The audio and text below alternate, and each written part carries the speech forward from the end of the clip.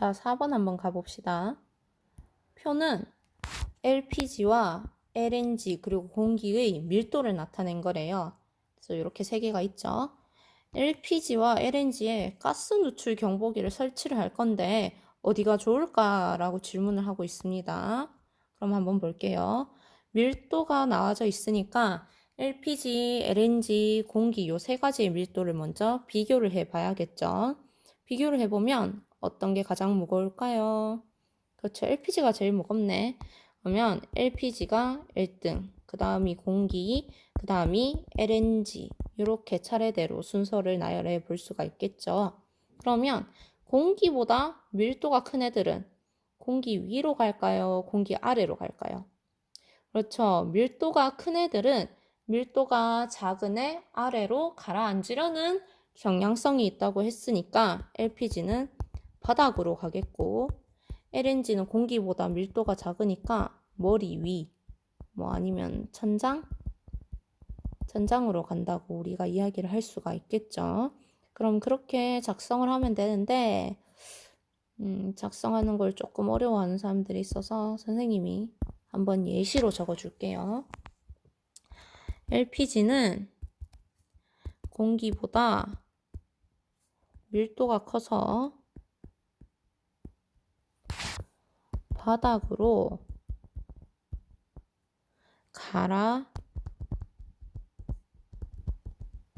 가라앉아서 바닥으로 가라앉음으로가 낫겠나요? 바닥으로 가라앉음으로 바닥에 설치한다. 뭐를? LPG 경보기를 바닥에 설치한다. 그러면 LNG도 이렇게 적으면 되겠죠. LNG는 공기보다 밀도가 작아서 바닥으로 가라앉나요? 아니죠. 얘는 작으니까 위로 가겠죠. 위로 올라감으로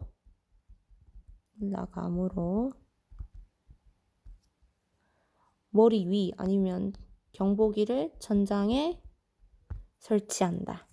이렇게 이야기하면 되겠죠? 천장에가 조금 그러면 뭐 머리 위로 설치한다. 이렇게 이야기해도 될 것 같아요.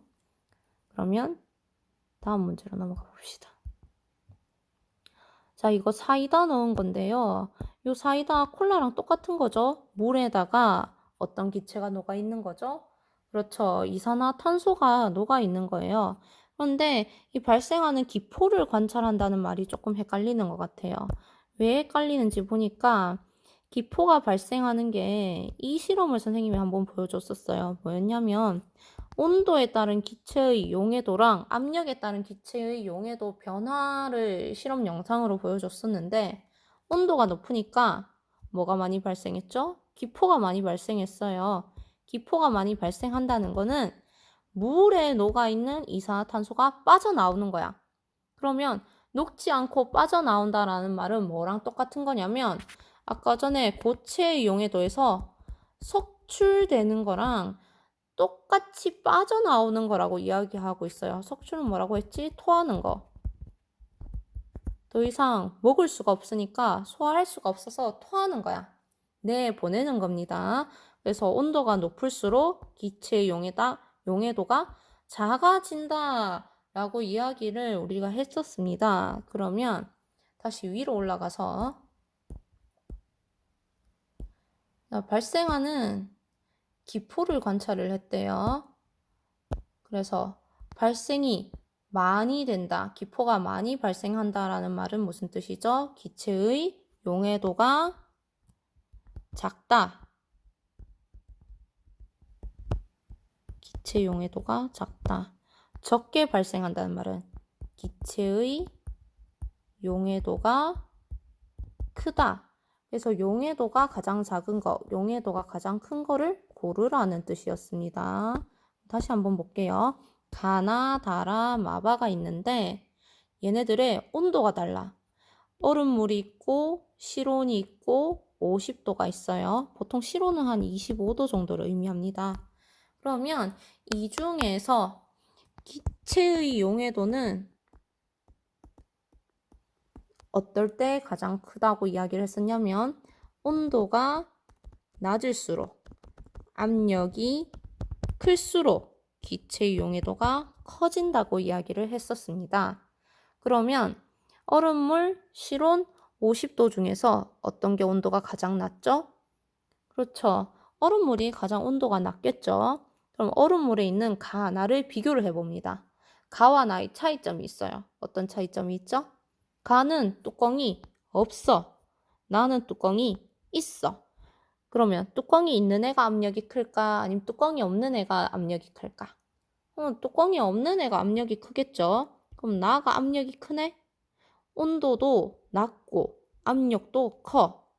그러면 기체의 용해도가 가장 큰 애, 기포가 가장 적게 발생하는 애는 나가 되겠죠. 자, 그럼 반대로 가봅시다. 가장 많이 발생하는 애는 기체 용해도가 가장 작은 애라고 했었죠. 용해도가 작으려면 기체 용해도가 온도가 높고 압력이 작아야 된다고 이야기했었습니다. 볼까요? 온도가 높은 거는 50도의 물.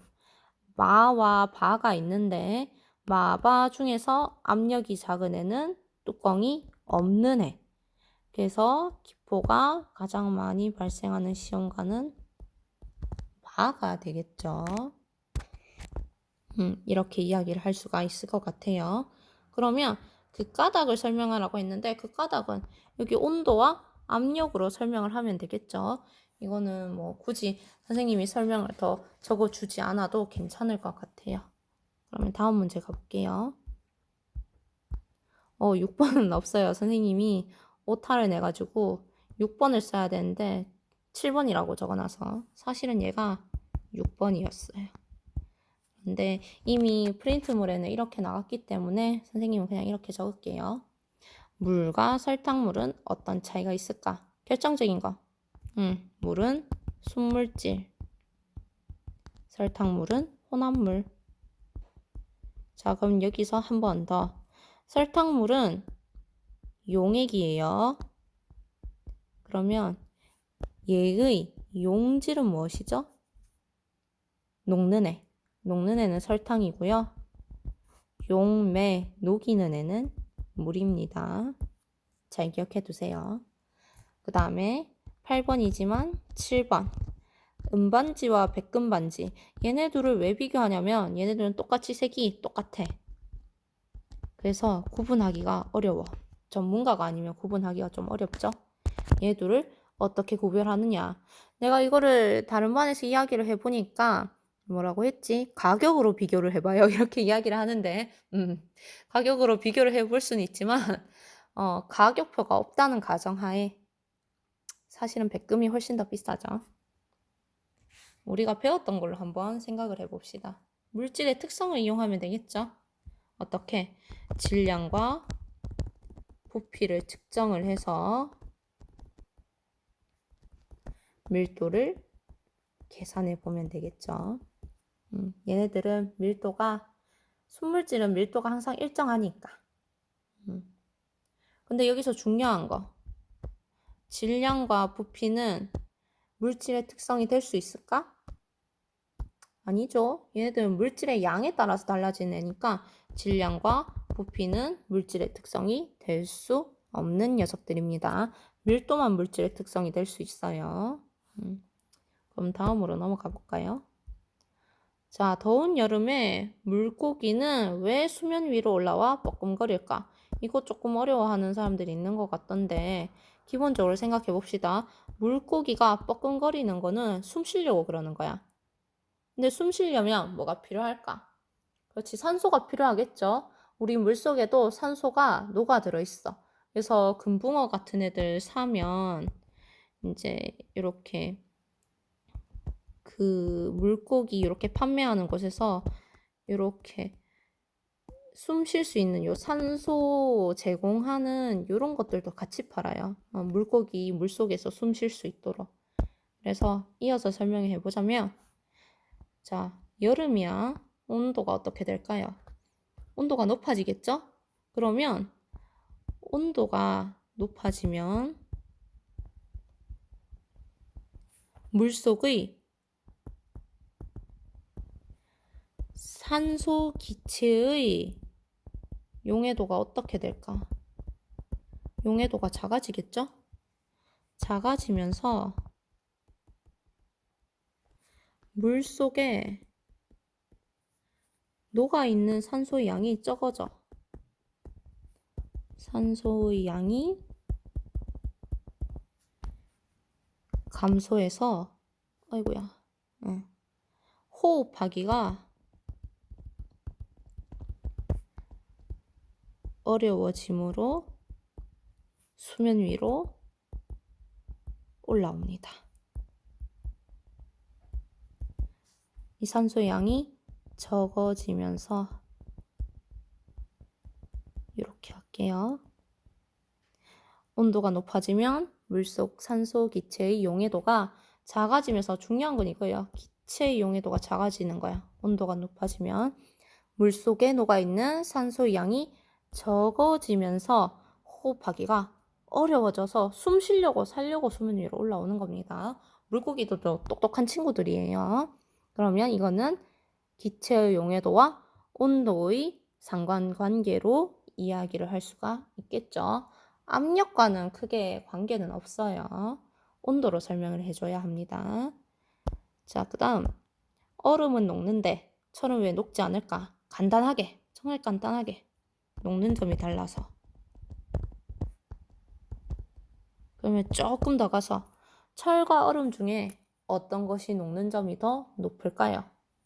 철이겠죠? 얼음은 녹았는데 철은 아직 안 녹았으니까.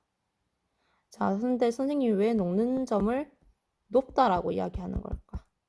녹는 점은 우리가 영어로 포인트라고 돼 있어서 점이라고 번역이 되었다고 했는데 정확하게는 녹는 온도입니다. 그냥 번역상으로 포인트라서 점이 된 것뿐이에요. 온도이기 때문에 높다, 낮다 라고 이야기를 하는 겁니다. 그 다음 자, 냄비 뚜껑에 물방울이 맺힌 까닭. 요건 조금 설명이 더 필요한데 끓인 냄비 뚜껑에 물방울이 맺힌 까닭이었어요. 그럼 왜 그러냐면 물이 끓어나와서 수증기가 발생을 했는데 이 수증기가 찬 냄비 뚜껑에 닿아서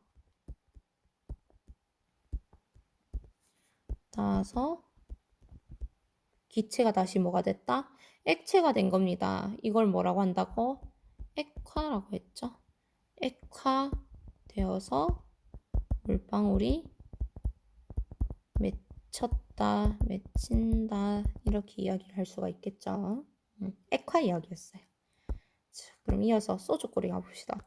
소주꼬리도 액화 이야기가 나오는데 조금 이 원리 자체는 이거를 이야기하고 싶었어요. 끓는 점의 차이를 이용한 분리. 내가 말하고 싶었던 건 이거였는데 조금 더 설명을 해보자면 요 탁주가 있어요. 요 탁주는 물이랑 에탄올이 섞인 애야. 곡식을 발효해서 만든 애들이죠. 그래서 끓는 점이 뭐가 낮냐면 에탄올이 더 낮았어요. 한 78도 정도 됩니다. 물은 끓는 점이 100도죠.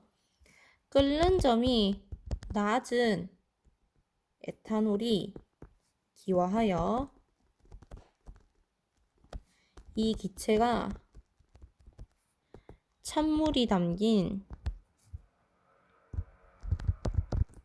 그릇에 닿으면 뭐가 된다? 액화가 된다고. 액화되어 소주꼬리의 가지를 따라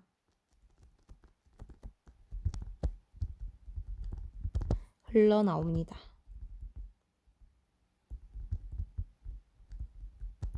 그래서 원리를 말하라고 하면 끓는 점 차이를 이용한 분리라고 하면 되고요. 우리가 알아야 될 거. 요 탁주는 물과 에탄올로 이루어져 있는데 얘를 끓여서 기체가 되는 거는 뭐냐면 기화예요. 그런데 이 기화된 수증기가 찬물을 만났어. 그럼 요 찬물을 만난 곳에서 이루어지는 건 뭐냐면 액화입니다. 액화되어서 만들어진 요 액체들이 줄줄줄 요 소주 꼬리에 가지를 따라서 졸졸졸졸졸 나옵니다. 콧물처럼. 그래서 담긴 게 만들어진 게 바로 소주라고요. 그럼 요 소주에는 끓는 점이 낮은 애들이 모여 있고 요 탁주에 그래도 아직까지 남아 있는 애들은 끓고 나서도 남아 있는 애들은 끓는 점이 큰 애들이라고 이야기를 할 수가 있겠죠. 그다음 우리 실생활에서 찾을 수 있는 밀도의 예. 밀도의 예는 좀 많이 이야기했었던 것 같은데요. 우리 이렇게 컵에다가 실험했던 거, 우리 메스 실린더에 실험해봤었죠. 설탕물의 차이를 이용해서 농도 차이를 이용해서 실험도 해봤었고요. 계란이 신선한지 신선하지 않은지 확인해보는 실험도 소금물을 이용해서 하는 것도 보여줬었고요. 선생님이 실험한 것도 보여줬었죠. 또 뭐 있었을까?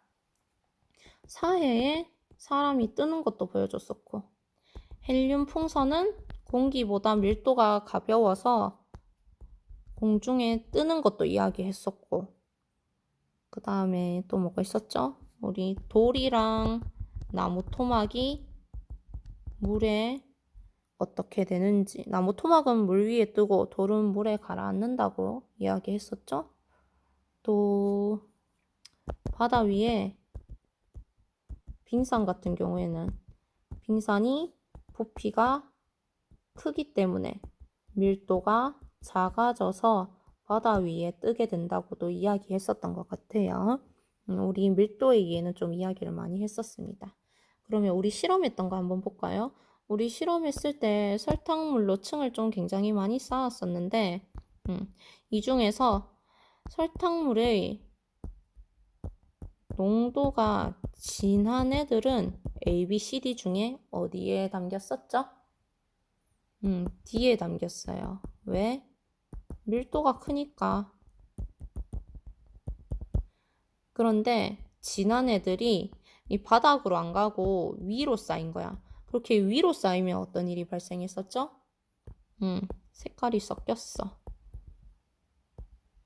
왜? 밀도가 큰 애들은 밀도가 작은 애 아래로 가고 싶어 하는 성질이 있었다고 했었죠. 그래서 아래로 가려고 하다 보니까 색깔이 섞이게 되는 겁니다. 다음으로 넘어가 봅시다. 이 그래프가 있네요. 근데 이 그래프 보면 어떤 그래프인지 조금 느낌 오나요?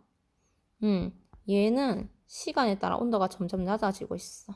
그런데 물은 일정하죠? 보니까 0도야. 이거는 어는 점 그래프예요. 그래서 물은 보니까 물은 일정해. 왜? 어는 점이 일정한 애들은 순물질이고 일정하지 않은 애들은 혼합물이에요. 그런데 소금물은 혼합물이니까 어는 점이 일정하지도 않은데 시간이 지날수록 점점 온도가 낮아지고 있어. 왜? 시간이 지날수록 얼음물은 얼어요. 뭐가? 물이 얼면서 소금의 농도가 점점 더 진해지는 거야. 소금의 비율이 많아지면서 소금물의 농도가 진해집니다. 농도가 진해지면 어는 점은 점점 낮아지겠죠. 그래서 우리가 혼합물은 어는 점이 일정하지 않다. 그리고 농도가 진해질수록 어는 점은 낮아진다. 이렇게 이야기를 할 수 있고요.